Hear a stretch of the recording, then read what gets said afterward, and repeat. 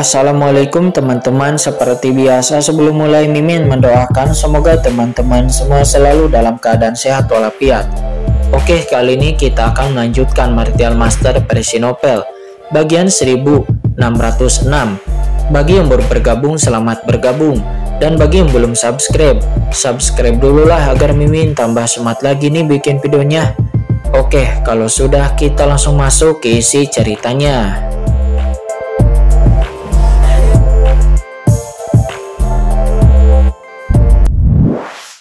Perlihatkan pemandangan jauh di dalam negeri kekacauan. Ini, jauh di dalam tanah yang kacau, aura kematian yang mengerikan tidak melonjak. Itu menggeliat seperti tsunami menekan cahaya putih yang menyilaukan. Napas hitam kematian ini itu adalah sumber kematian kaisar dunia bawah. Dan itu cukup untuk menekan dunia. Namun ada napas luar angkasa yang tak berujung melonjak di atas sayap putih ini. Seolah-olah ia telah melakukan perjalanan sepanjang keabadian di bawah penindasan asal mula kematian. Meskipun tampaknya cahaya itu cukup redup, tetapi itu seperti cahaya lilin yang tertiup angin, itu tidak pernah padam. Mata Kincen tertuju kepada cahaya putih itu dan apa sama ruang datang darinya. Begitu Kincen merasakan kekuatan ini, sumber ruang di tubuhnya merasakan dorongan untuk menerobos. Kekuatan luar angkasa yang menakutkan, kata Kincen. Diam-diam Kincen terkejut. Dengan tingkat kultivasinya saat ini, jejak energi luar angkasa ini benar-benar membuatnya merasa seperti hendak menerobos ke alam transenden. Kaisar dunia bawah itu tersenyum dan berkata, benda ini adalah asal mula ruang yang tertinggal setelah kematian Mie Kong. Karakter Mie Kong orang itu tidak terlalu baik, tetapi prinsip ruang angkasanya unik di alam semesta. Ketika dia meninggal, kekosongannya tertinggal. Saya membutuhkan waktu ratusan juta tahun untuk menghancurkan jantung dunia sepenuhnya. Jika saya ingin memusnahkannya sepenuhnya, mungkin akan memakan waktu bertahun-tahun yang tak terhitung jumlahnya. Tapi tidak apa-apa sekarang, karena Anda telah memahami jejak hukum pemusnahan antariksa. Anda mungkin bisa mengumpulkannya. Jika Anda bisa mengumpulkan hukum antariksa ini, maka Anda bisa memahami hukum antariksa tertinggi di lautan kosmik ini, yaitu untuk sangat membantu Anda di masa depan, memiliki manfaat besar dalam kultivasi Anda.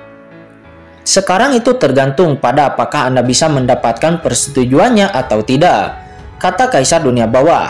Begitu dia selesai berbicara, aura kematian yang tak terhitung jumlahnya bergulir di depannya, seperti binatang jahat dan pelan-lahan membuka jalan untuk dimasuki oleh Kincen. Kincen pun sedikit mengernyit.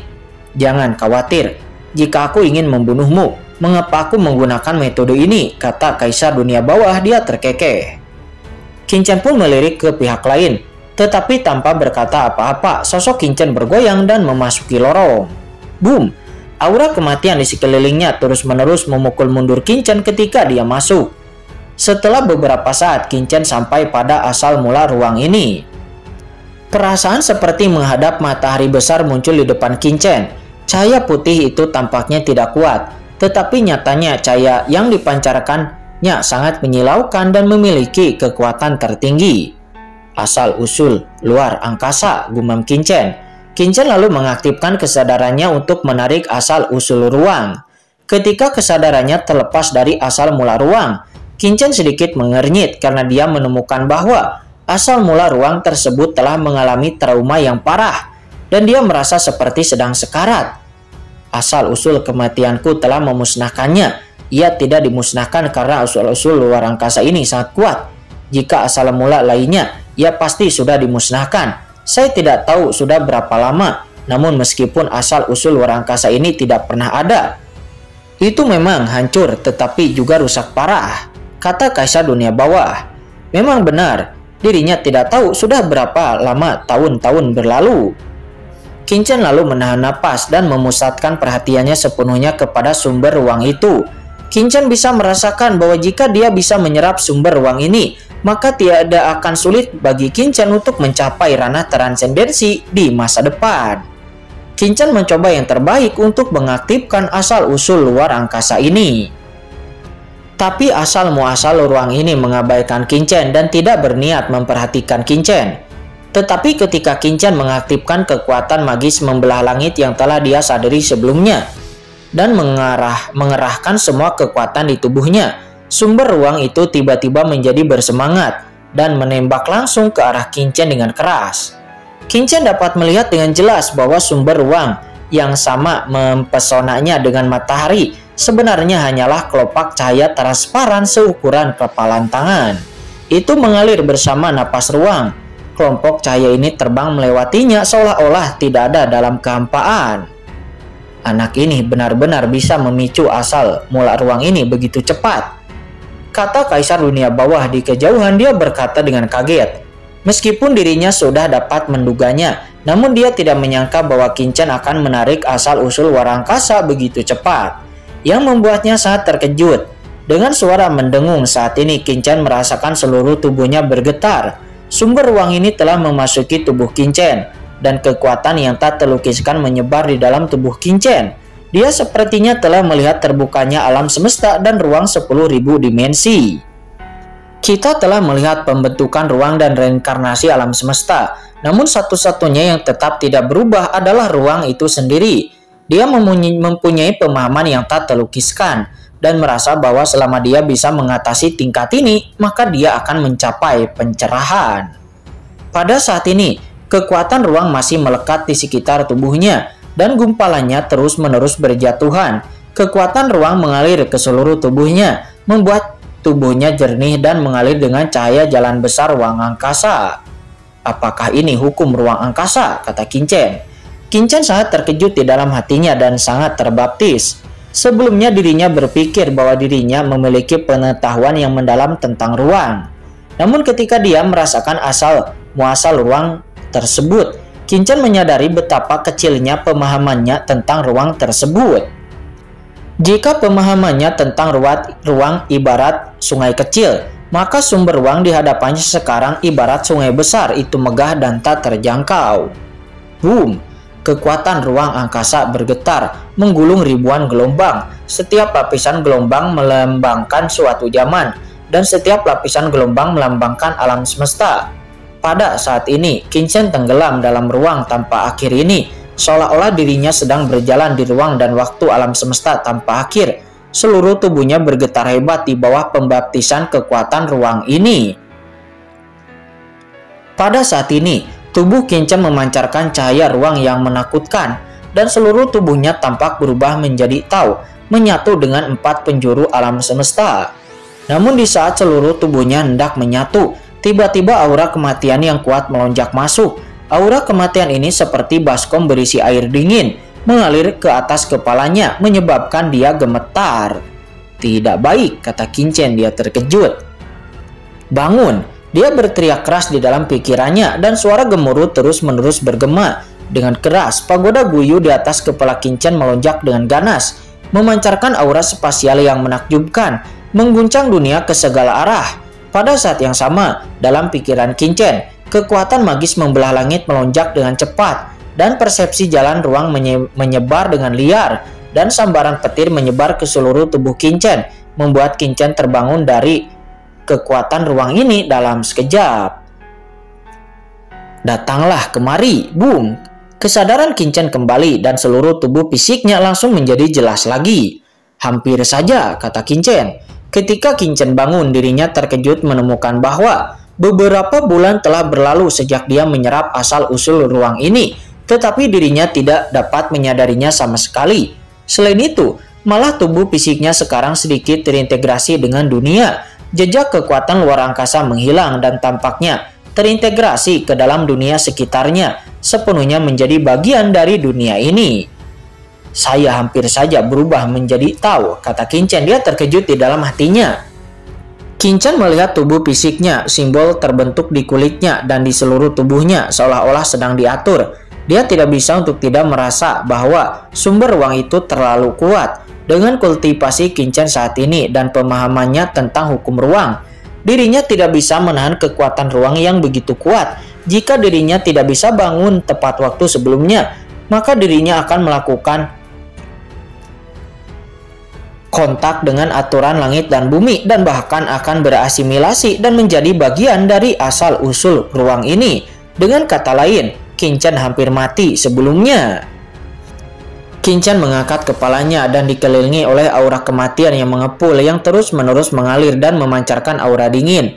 Itu tidak dekat dengan Kinchan, tapi itu hanya memberi peringatan kepada Kinchan. Nah, kamu hampir berubah menjadi Tao sebelumnya. Dengan tingkat kultivasimu saat ini, kamu masih belum dapat sepenuhnya menyerap asal-usul ruang itu. Jika kamu menyerapnya dengan paksa, kamu hanya akan berasimilasi dengan asal-usul ruang ini. Itu dikatakan bahwa Anda berasimilasi, namun nyatanya Anda sendiri telah terserap oleh ruang asal ini. Untuk pemurnian, Anda disempurnakan dan menjadi bagian dari kekuatannya. Untungnya Anda membangunkan diri Anda sendiri, kata Kaisar Dunia Bawah itu. Dia memandang Kinchan dengan mata bersinar dan berkata dengan kaget. Pada saat kritis sebelumnya, meskipun aura kematiannya membantu Kinchan kembali ke dunia nyata dari jalur transformasi, kontribusi terbesar tetapi diberikan oleh Kinchan sendiri dalam kekuatan ruang yang luas sebelumnya. Dengan kultivasinya yang bahkan bukan ahli transenden, dia bisa terbangun di bawah asimilasi asal-usul luar angkasa yang ditinggalkan oleh Mie Kong. Awalnya aku ingin membangunkanmu ketika kamu benar-benar tersesat, tetapi aku tidak menyangka kamu akan bangun sendiri. Ini menunjukkan bahwa pencapaianmu di luar angkasa memang luar biasa, kata Kaisar Dunia Bawah itu. Dia membuka mulutnya untuk menjelaskan karena takut menyebabkan Kinchan salah paham lagi. Boom, pada saat ini sumber ruang ini terus-menerus tergantung di atas kepala Kinchan, memantulkan cahaya pagoda Guyu, memancarkan aula luar angkasa yang menakutkan terus naik dan turun. Meskipun asal mula ruang ini sangat lemah, namun Kinchan merasa jika dia secara paksa memurnikannya lagi, maka tubuh fisiknya akan diatur dan menjadi bagian dari aturan ruang ini sendiri. Dengan tingkat kultivasi Anda saat ini, Anda masih belum dapat sepenuhnya menyempurnakan asal-usul ruang ini. Faktanya, jika saya tidak menekan asal mula ruang ini dalam 10.000 tahun terakhir dan hanya menyisakan jejak intinya, maka Anda akan terhapus sekarang dan menjadi aturan ruang itu sendiri. Kaisar Dunia Bawah itu melanjutkan penjelasannya. Untungnya Anda sekarang telah dikenali oleh asal mula ruang ini. Sama seperti mutiara warisan ini, Anda dapat membawanya dan terus-menerus memahaminya sedikit demi sedikit. Suatu hari nanti, Anda dapat sepenuhnya mengintegrasikan asal-usul ruang ini, kata Kaisar Dunia Bawah. Mendengar itu pikiran Kinchan tergerak. Kumpulkan. Kinchan melihat ke sumber ruang, dan lalu kesadaran spiritualnya memenuhi sumber ruang tersebut. Benar saja, meskipun sumber ruang ini memancarkan aura menakutkan yang tidak dapat Kinchan serap sepenuhnya, namun Kinchan mampu mengendalikan sebagiannya dan lalu menyimpannya. Disimpan. Begitu Kinchan mengangkat tangannya, dia segera memasukkan sumber ruang ini ke dalam pagoda Guyu dan kemudian menyimpan pagoda Guyu ke dalam tubuhnya. Boom, tubuh fisik Kinchan memancarkan cahaya ilahi ruang yang terang. Setelah mengakomodasi asal mula ruang ini, pagoda Guyu segera menjadi sangat dalam dan menakutkan, seolah-olah dia telah bangkit kembali dalam sekejap. Saat ini aura kematian di sekitar langit dan bumi masih melonjak, namun tidak mudah lagi untuk mendekati Kinchan. Pagoda Guyu tampaknya telah mengalami beberapa transformasi, kata Kinchan. Kinchan merasakan pagoda Guyu di dalam tubuhnya. Pada saat ini dirinya merasa bahwa setelah mengakomodasi asal mula ruang ini, pagoda Guyu sepertinya perlahan mengalami beberapa transformasi, membuat aura pagoda Guyu menjadi semakin dalam. Kinchan mengangkat tangannya dan menggedor. Kekuatan ruang yang menakutkan melonjak, bahkan menolak aura kematian dari Kaisar Dunia Bawah. Nah, bagaimana kamu bisa mengendalikan jejak kekuatan dari asal-usul ruang ini begitu cepat? Kata Kaisar Dunia Bawah. Dia memandang Kinchan dengan tidak percaya. Apakah anak ini masih manusia? Meskipun hanya menguasai sedikit kekuatan luar angkasa, namun ia adalah asal mula luar angkasa di zaman kuno. Apakah ia salah satu raksasa luar angkasa teratas di lautan kosmik? Namun Kinchan tidak menjawab. Pada saat ini Kinchan merasa bahwa meskipun dirinya tidak memiliki kekuatan guntur, sekarang dirinya dapat melawan kekuatan Kaisar Dunia Bawah ini untuk sementara waktu. Nah, sekarang kamu percaya bahwa aku tidak berbohong kepadamu. Selama kamu menggunakan kekuatan ruang di tubuhmu, kamu dapat sepenuhnya menekan mutiara warisanku. Dengan cara ini, meskipun aku memiliki niat buruk, Aku tidak akan melakukannya, dan aku akan takut untuk melakukannya. Anda dapat yakin dengan itu, kata Kaisar Dunia Bawah. Dirinya benar-benar memiliki niat baik untuk membuat Qin Chen percaya kepadanya. Qin Chen lalu melihat manik-manik hitam di depannya. Qin Chen memiliki perasaan samar-samar bahwa jika dia mengirim manik-manik hitam itu ke pagoda Guyu dan lalu menggunakan sumber ruang untuk menekannya, maka pihak lain tidak akan dapat melakukan apapun bahkan jika pihak lain menginginkannya.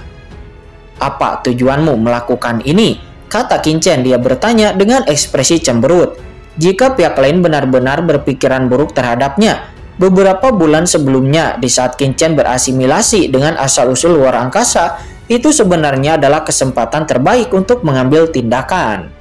Meskipun dia sudah lama berjaga-jaga dari pihak lain, namun setidaknya Kaisar Dunia Bawah ini tidak mengambil tindakan di dalam proses berbahaya sebelumnya, tetapi malah diam-diam membantu dirinya. Hal ini mengejutkan Qin Chen. Apakah pihak lain benar-benar tidak memiliki niat buruk?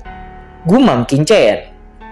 Kaisar Dunia Bawah itu buru-buru berkata, "Saya sudah mengatakan tujuan saya, karena Anda adalah satu-satunya pejuang yang dapat mewarisi warisan saya dalam ratusan juta tahun sejak alam rahasia Guixu dibuka. Dengan cara ini, selama Anda memahami warisan saya, maka Anda dapat mewarisi warisan saya yang merupakan sebagai Kaisar Agung Dunia Bawah. Saya dapat kembali ke dunia bawah di masa depan, lalu mengambil kembali semua yang pernah saya miliki, membiarkan warisan saya terus diwariskan, dan mencegah orang lain jatuh ke tangan orang lain kecuali ke tangan 4 Kaisar Agung." Kata Kaisar Dunia Bawah itu. Dia berbicara dengan tulus, karena takut Qin Chen tidak akan mempercayainya. Qin Chen lalu merenung sejenak dan kemudian berkata dengan tenang, "Meskipun kamu ingin membunuhku sebelumnya, namun kamu telah mencegah Tuan Yuandao menghancurkan diri sendiri untukku, dan kamu juga telah membantuku membunuhnya, dan kamu bahkan telah memberiku asal-usul ruang ini. Dan oleh karena itu semua, mulai sekarang antara kamu dan aku, semua dendam telah dihapuskan. Tetapi jika Anda ingin saya menggantikan Anda sebagai 4 Kaisar Agung Dunia Bawah, saya masih tidak akan menerimanya, karena saya hanyalah orang kecil yang bahkan belum mencapai ranah transendensi, dan saya tidak memiliki keberanian sebesar itu," kata Qin Chen. Mendengar itu, Kaisar Agung Dunia Bawah buru-buru berkata, "Selama kamu tidak mati, masa depanmu akan luar biasa. Mengapa meremehkan dirimu sendiri? Namun jika Anda tidak ingin mewarisi posisi 4 Kaisar Agungku, maka saya tidak akan memaksa Anda. Kedua, jika Anda bisa, saya ingin Anda membantu saya, bantuan yang tidak ada hubungannya dengan mewarisi posisi 4 Kaisar Agung," kata Kaisar Dunia Bawah itu. "Katakan apa itu?" kata Qin Chen yang mengangguk. Jika Qin Chen bisa membantu, maka dia tidak peduli untuk membantu. Selain itu, dia masih berada di wilayah pihak lain. "Saya memiliki keturunan bernama Yan Po. Jika memungkinkan, saat Anda pergi ke dunia bawah di masa depan, Anda juga akan mewariskan warisan saya kepadanya. Tentu saja jika Anda tidak menemukannya, itu tidak apa-apa," kata Kaisar Dunia Bawah. Qin Chen merenung sejenak dan lalu menjawab, "Saya dapat membantu Anda dalam hal ini, tetapi saya tidak akan menghabiskan waktu untuk mencari keturunan Anda yang bernama Yan Po itu. Saya hanya dapat berjanji kepada Anda bahwa jika saya bertemu dengan Yan Po itu, saya dapat membantunya untuk Anda," kata Qin Chen. "Ya, tentu saja, selama kamu bertemu dengan Yan Po, tolong bantulah. Namun jika sampai kamu tidak bertemu dengan Yan Po, maka ketika kamu pergi ke dunia bawah, publikasikan saja pesan dan Yan Po akan otomatis mendatangimu," kata Kaisar Dunia Bawah itu. Mendengarnya, Qin Chen tidak berbicara. Setelah berkomunikasi dengan Kaisar Dunia Bawah, Qin Chen menyadari bahwa jika dia ingin memahami jalan kematian yang sebenarnya di masa depan, maka Qin Chen pasti di masa depan akan pergi ke dunia bawah. "Saya akan melakukan ini ketika saya merasa cukup kuat," kata Qin Chen. Dia mengangguk. Sebelum Qin Chen dapat mencapai tingkat kekuatan tertentu, maka Qin Chen tidak akan pernah gegabah mencari keturunan Kaisar Dunia Bawah itu. "Ya, itu bagus. Sebagai salah satu dari 4 Kaisar Besar Dunia Bawah, aku memiliki banyak harta saat itu. Namun dalam pertempuran dengan Mie Kong, aku meledakkan semua harta di tubuhku. Sekarang kecuali warisanku, di sana bukan apa-apa. Tetapi jika suatu hari nanti kamu pergi ke dunia bawah, kamu dapat pergi ke tempat warisanku terlebih dahulu, karena di sana aku masih menyimpan kristal kosmik yang tak terhitung jumlahnya, termasuk juga banyak pembuluh darah dewa tingkat atas," kata Kaisar Agung Dunia Bawah. Namun mendengar dan melihat kebersemangatan Qin-Chen, Kaisar Agung Dunia Bawah nampak sedikit terkejut. Dirinya masih sedikit khawatir tentang warisan dan sebagainya dan menolak warisannya, akan tetapi anak ini tidak bisa mengabaikan pena suci ilahi. Karena bagi Qin-Chen, kekuatan yang ingin dirinya serap setiap kali dia menerobos terlalu banyak, dan jika pena suci ilahi tidak cukup untuk Qin-Chen serap, maka akan sulit bagi Qin-Chen untuk menerobos. Dan jika Qin-Chen memiliki pena suci dewa yang cukup, maka kecepatan kultivasinya juga akan pasti meningkat pesat. Qin-Chen awalnya berencana untuk memanfaatkan apa yang telah dia peroleh sebelumnya. Pena suci dewa luar angkasa dan juga buah pola dewa kekosongan yang diperoleh Qin-Chen digunakan untuk memahami asal mula ruang. Dan jika Qin-Chen ingin mempraktikkan hukum kematian, maka Qin-Chen juga membutuhkan banyak pena suci dewa. Dan ini sangat-sangat diperlukan oleh Qin-Chen. Kaisar Dunia Bawah itu sangat senang melihat Qin-Chen akhirnya lebih tertarik, akan tetapi juga sedikit tidak berdaya. Dia adalah warisan dari salah satu dari 4 Kaisar Agung Dunia Bawah. Jika dia memberikannya kepada siapapun, bahkan orang siapapun itu, bahkan ahli transenden yang berkuasa di dalam tatanan abadi, orang itu akan terkejut dan bahkan akan bersemangat dan tidak akan koheren. Dan dia sangat berterima kasih. Tetapi Kaisar Agung Dunia Bawah saat ini kebetulan bertemu orang aneh seperti Qin-Chen yang sama sekali tidak peduli dengan warisannya. Menurutnya hal yang paling kuat adalah warisannya. Jika menyebar, maka itu akan menarik ketamakan dan perkelahian gila dari orang-orang kuat di seluruh alam semesta. Harta karun dan pena suci dewa bahkan tidak layak disebutkan sama sekali di bawah warisannya. Tetapi siapa yang tahu bahwa yang menggerakkan Qin-Chen itu adalah pena suci dewa, yang dirinya pikir itu bukan apa-apa. Hal itu membuat Kaisar Agung Dunia Bawah tidak bisa berkata-kata. Seharusnya jika Kaisar Agung Dunia Bawah mengetahui ini lebih awal, maka dirinya akan mungkin di masa lalu mengumpulkan lebih banyak pena suci dewa, dan mungkin anak ini akan senang dan langsung memuja dirinya sebagai gurunya.